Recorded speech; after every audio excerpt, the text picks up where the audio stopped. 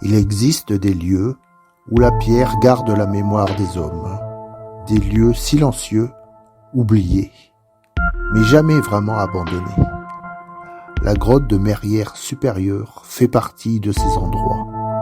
Depuis des milliers d'années, le vent y entre, et le temps semble s'y arrêter.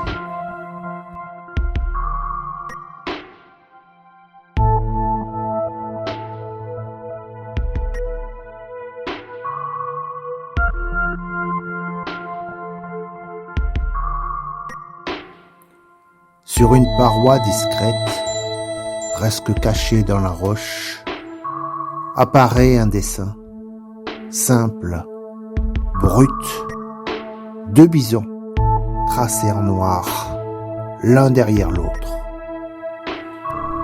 Au premier regard, rien d'étrange. Les hommes préhistoriques ont souvent représenté les animaux qu'ils chassaient, bisons, chevaux, cerfs. Mais ici, quelque chose intrigue.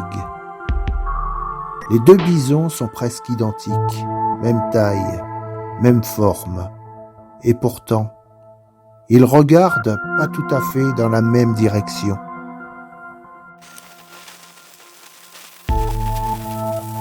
Imaginez la grotte il y a des milliers d'années.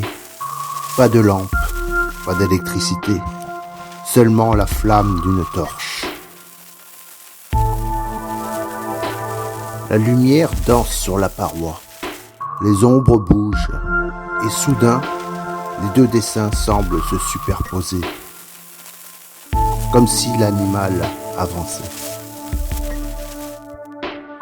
Peut-être que ces 2 bisons ne sont pas 2 animaux, peut-être qu'il s'agit d'un seul bison, représenté en mouvement.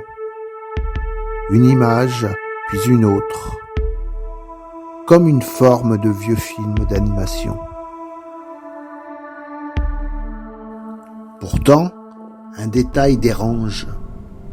Le premier bison avance, mais le second semble regarder derrière lui, comme s'il surveillait quelque chose.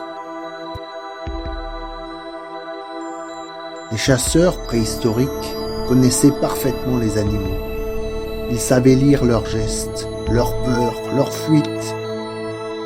Et ils savaient une chose, quand un bison regarde derrière lui, ce n'est jamais sans raison. Alors, pourquoi avoir peint cette scène, ici, dans l'obscurité d'une grotte? Était-ce un souvenir de chasse ou un message pour l'avenir? Des siècles passèrent et on ne découvrit la grotte qu'en 1952. Jean Clotes et Robert Guicharneau la décrivit ainsi. Sur la paroi calcaire, 2 masses sombres, se regardant ou se fuyant. En 1992, des éclaireurs, mal éclairés, en nettoyant des graffitis, ont malheureusement effacé partiellement 2 bisons. Dans le silence des grottes de Merrière, passaient bien des gens étranges et bruyants, munis de casques et de cordes. Ils ne prêtaient aucune attention aux bisons, mais eux les surveillaient. Dans la grotte, très loin maintenant, 2 souffles réguliers reprennent, patients, anciens. Les gardiens veillent à nouveau.